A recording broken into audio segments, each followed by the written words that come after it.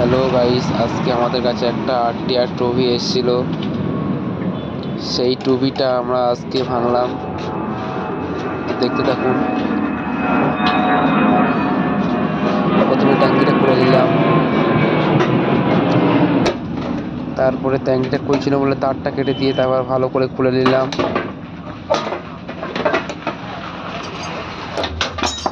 এই যে ট্যাঙ্কিটা বার হয়ে গেল।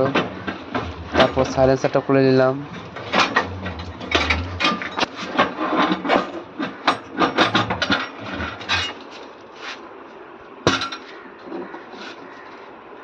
সাইলেন্সারটা ঠিক জায়গা মতো রেখে দিলাম।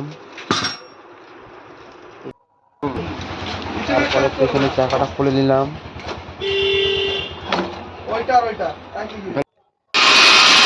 তারপরে গ্যান্ডিং দিয়ে সামনের চাকাটা খুলছিলাম। সামনের চাকা খোলা হয়ে গেছে, এবার টানছিলাম, টেনে বের করছিলাম।